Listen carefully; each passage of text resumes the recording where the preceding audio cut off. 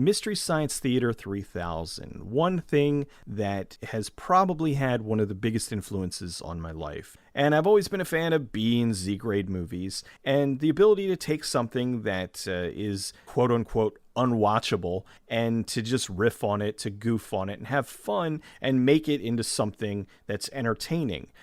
You couldn't possibly watch something like The Room and not mock it, not just make fun of it mercilessly. Same thing with something like EGA. It comes natural. You sit there and you watch it, and you just feel the need to lay into it.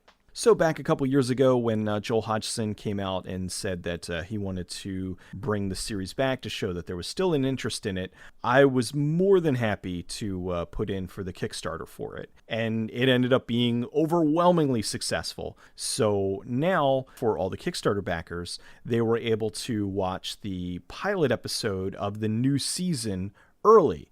The show is going to premiere on Friday, April 14th, but if you were a Kickstarter backer, you got to watch it on next Sunday AD, the 9th. So I stayed up until 3 in the morning because I'm out here on the East Coast, and they premiered it at midnight on the West Coast. I loaded myself up with caffeine and watched it, and while I have some problems, overall, I think it's a good start. The movie that they did was Reptilicus. It was an old giant monster movie. Perfect choice to start out the new season. The new host, Jonah, I like him a lot. I think that he definitely feels like a protege Joel. He has a lot of the Joel characteristics. I don't know, he just has that niceness about him. And he still throws out the nasty snark every now and then, but he does have a little bit more Joel in him than Mike. The new bot voices, they're going to take me a little bit of getting used to because I'm just so used to the older ones. However, this is not the first time that the bot voices have changed. So, I mean, we had J. Elvis was Tom Servo before Kevin took over. Trace was Crow before Bill took over. So now we've got a new Tom Servo voice and a new Crow voice. And unfortunately, I don't know the comedians' names, but I thought that they did a good job overall. It's just so weird to hear different voices coming out of them. So that's just going to be, that'll just take a little bit of time. They upgraded the effects. It still has a very cheesy, low-budget quality to it, but there is definitely a little bit more money thrown around this time. There's some digital effects and a few things here and there, but it's still got that hokey quality to it. They built a new Deep 13. There's a new Satellite of Love. And, of course, the entrance to the theater, like that's all new, but that's been changed a few times over the years anyway. They also brought back some things that I wasn't expecting. They brought back the Invention Exchange. And again, this is going back to the Joel years. That's something that I really didn't expect to see come back around, but I'm torn on the Invention Exchange because some of them were just really dumb and other times they were funny, and it did sometimes feel like filler. And so I did enjoy the Mike stuff more when they just did really stupid skits for the opener. I don't know. I guess we'll have to see if that evolves, if they keep the Invention Exchange going or if they scrap it. I think with Joel coming back as the showrunner, I have a feeling that he was probably largely behind bringing that back because he was a prop comic. So I think that he's bringing some of that stuff back and maybe some old ideas and things that he had for Invention Exchanges that he would have done if he would have stayed on the show. But anyway, it was something that I wasn't expecting, and it was kind of nice to see.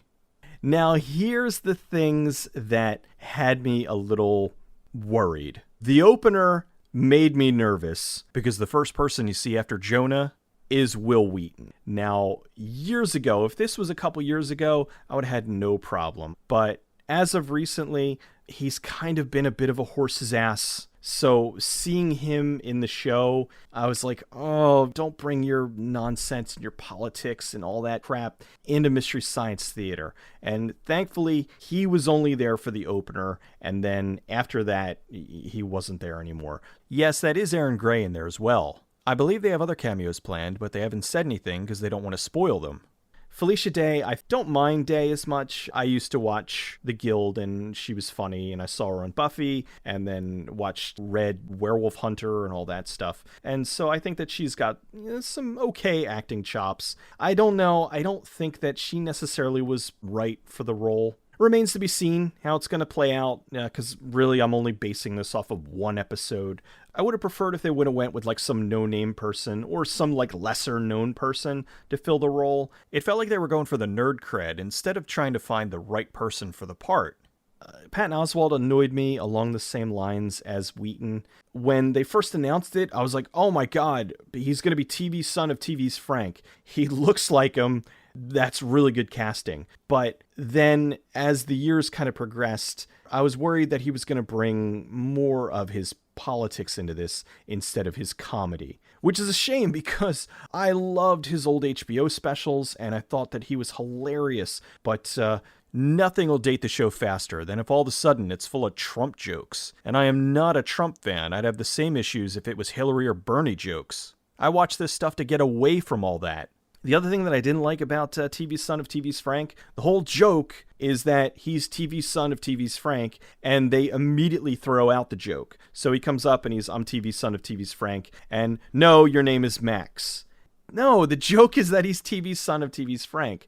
Call me petty, but I've been watching the show for decades, and I thought that that was a really good joke, and it just was thrown away almost immediately. So the new season of Mystery Science Theater, I'd say it's off to a pretty good start, because where it counts is with Jonah and the bots, and the majority of the show was them. I thought that their chemistry was good. I thought that they played off each other well. I thought that the bits that they did at the breaks, there's one, the first bit, it started off, I was like, oh no, they're not gonna. And then it actually ended up being really good. There's a few good belly laughs throughout the episode. So that again was great. The other thing is the movie selection, and it seems they're pulling from Shout Factory's catalog, so there's plenty of good material there.